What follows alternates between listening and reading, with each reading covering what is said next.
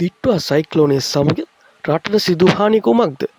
හානි වූ සම්පූර්ණ භූමි ප්‍රමාණය හෙක්ටයාර මිලියන 1.1යි. විපතටපත් වූ ජන සංඛ්‍යාව මිලියන 2.3යි.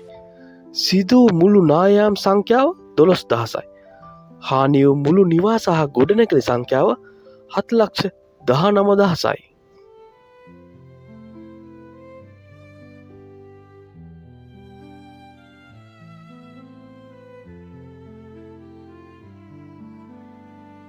වැඩිම හානිය සිදු වූ ප්‍රදේශ වන්නේ පුත්තලම දිස්ත්‍රික්කයේ මුන්දලම සහ ආරච්චිකට්ටු යන ප්‍රදේශය සහ පුත්තලම දිස්ත්‍රික්කයේ කන්දවලායි ප්‍රදේශයයි.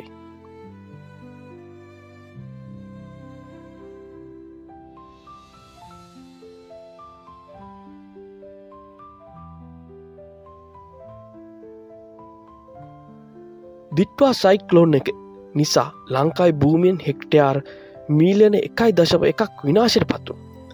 එය ලංකාවෙන් 120ක භූමි ප්‍රමාණයක්.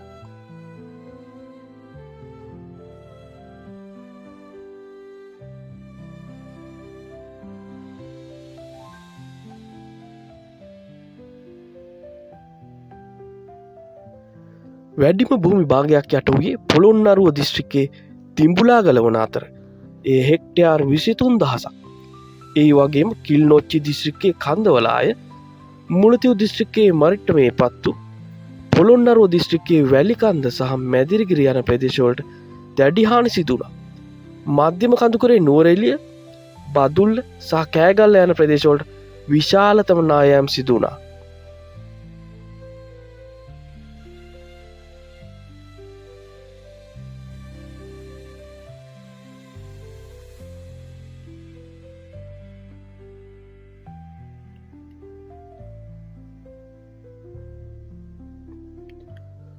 මුළු හානියට පත් ජන සංඛ්‍යාව මිලියන 2.3ක්.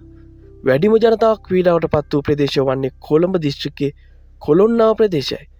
එම ජන සංඛ්‍යාව 1,50,000ක් පමණ වෙනවා. කොළොන්නාව, වත්තල, කැලණිය සහ දෙහිඔයිට යන ප්‍රදේශවල මුළු ජනගහනයේ 50%ක් පමණ පීඩාවට පත් වුණා.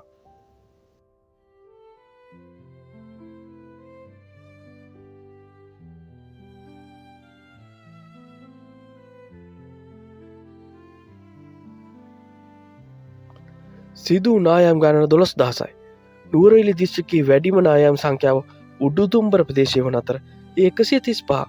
ලක්ගල, කොත්මලේ සහ ලුණුගල සහ පස්සර යන ප්‍රදේශවල නායම් 60ක් වාර්තා වුණා.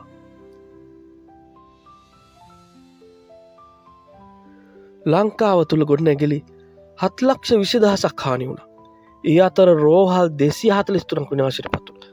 සමස්තයක් ලෙස ගත් විට ලංකාවේ සියලු ගොඩනැගිලි වලින් 12න් එකක් විනාශයට පත් වුණා. වැඩිම ගොඩනැගිලි සංඛ්‍යාව යට වූ ප්‍රදේශය වන්නේ ගම්පහ නගරේ ජායල නගරය. එය 44,000ක් ලෙස දැක්වෙනවා.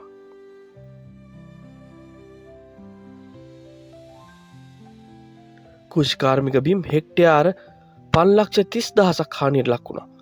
වැඩිම හානිය පොළොන්නරු දිස්ත්‍රික්කයේ දිඹුලාගල ප්‍රදේශයට අත් වුණා.